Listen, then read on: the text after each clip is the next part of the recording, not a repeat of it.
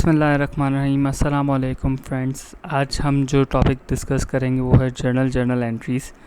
Journal entries के अंदर सबसे पहले अगर आपने मेरे प्रीवियस लेक्चर्स देखे थे तो उसके अंदर मैंने बेसिक रूल्स आपको बताए थे डेबिट और क्रेडिट के, क्योंकि यहाँ पे डबल एंट्री सिस्टम होता है जहाँ पे कोई भी चीज़ एक डेबिट होती है और एक क्रेडिट होती है।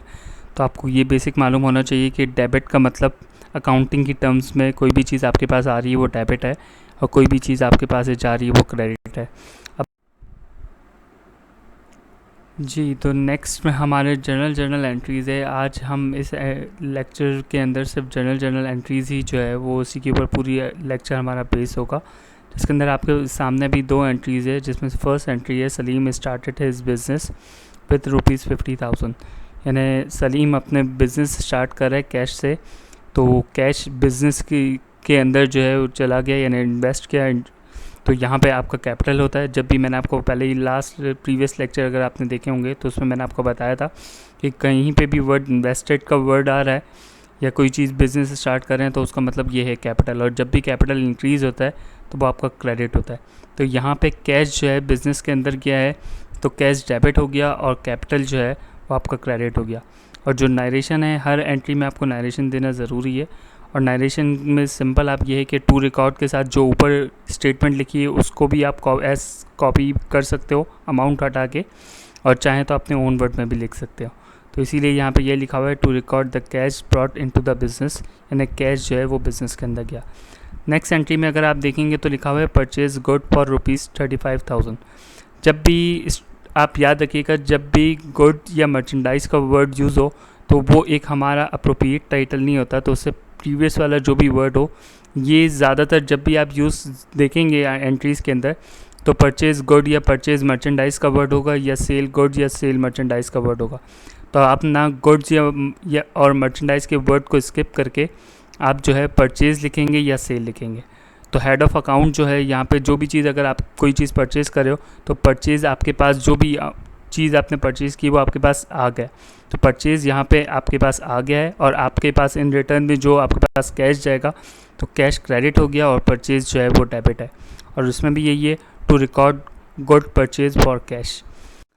थर्ड एंट्री यहाँ पे लिखी हुई है सोल मर्चेंडाइज फॉर ₹48,000। मैंने आपको प्रीवियस एंट्री में अभी भी आपको समझाया था कि जहाँ पे भी मर्चेंडाइज या गुड्स का वर्ड हो तो वो हमारा अप्रोप्रिएट टाइटल नहीं है। उससे पहले प्रीवियस हेड ऑफ़ अकाउंट जो है वो सोल्ड है। सोल्ड और सेल का मतलब एक ही है। तो यहाँ पे ये है कि एक चीज़ कोई भी सेल कर रहा है, कैश में कर रहा है, तो जब सेल हमारा रेवेन्यू होता है। जब भी सेल हमारे पास से जाता है यानी सेल से रेवेन्यू जनरेट होता है, तो सेल जब भी आपके पास जाएगा तो सेल आपका क्रेडिट होगा और इन रिटर्न में जो आपके पास आएगा वो आपके पास कैश या ऑन अकाउंट में आता है। तो यहाँ पे कैश की बात हो रही है तो कैश डेबिट हो गया और सेल जो है वो क्रेडिट हो गया। नेक्स्ट एंट्री में है फोर्थ एंट्री में purchase good from Kamran. From Kamran मतलब ये है कि मैं कोई भी चीज़ परचेज़ कर रहा हूँ कामरान से। कामरान का वर्ड बता रहा है कि ये उधार में मैं उससे ले रहा हूँ। सही है। जब भी आपके पास इस तरह कोई कंपनी का नाम या ऑन अकाउंट या ऑन क्रेडिट का वर्ड आए तो आप उसका ये समझेगा कि ये ऑन अकाउंट की बात है। और ऑन अकाउंट का मैंने आपको प्रीवियस ही बता दिया था कि जब भी ऑन अकाउंट परचेज़ में ऑन अकाउंट की बात होगी तो अकाउंट पेएबल की बात होगी।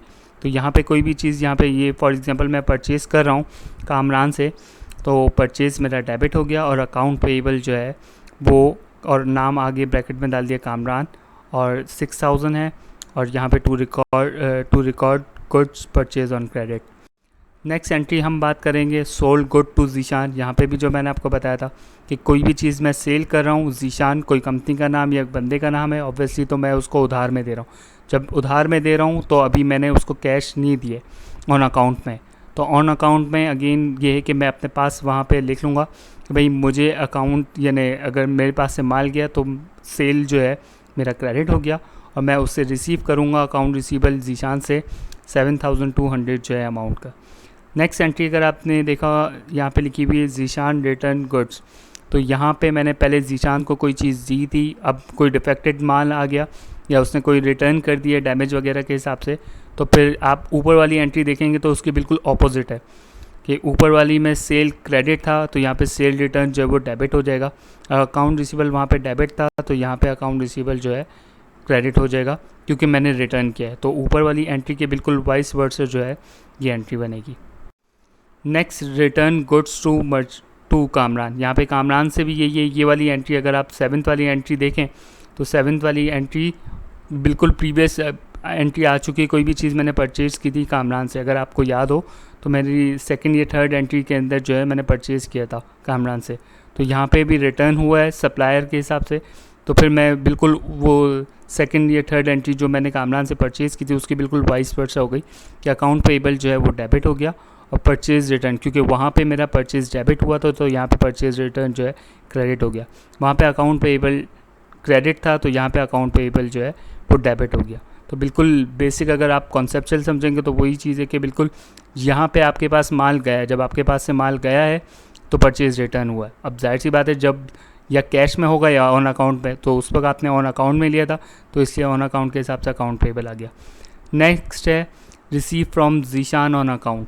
यहाँ पर आपने जो जीशान को कोई, अगर ऊपर की स्टेटमेंट आपको याद हो तो वहाँ पे मैंने सोल्ड किया था जीशान को, उस वक्त मेरे हाथ में कैश नहीं आया था, ऑन अकाउंट में दिया था, रिसीवेबल था। लेकिन अब ये मैं बोल रहा हूँ कि मेरे पास कैश आ चुका है।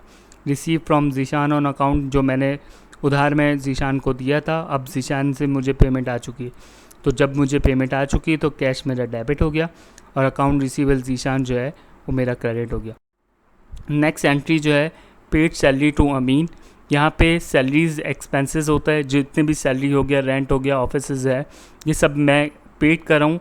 तो इसमें यहाँ पे मेरे पास कैश जो है मेरे पास से क्रेडिट हो रहा है और सैलरी एक्सपेंस जो है ये मेरे पास डेबिट हो रहा है। ये भी एक्सपेंस है, मैंने आपको पहले प्रीवियस लेक्चर्स में बताया था कि जब भी एक्सपेंसेस है, जब भी वो इंक्रीज़ होगा वो डेबिट होगा।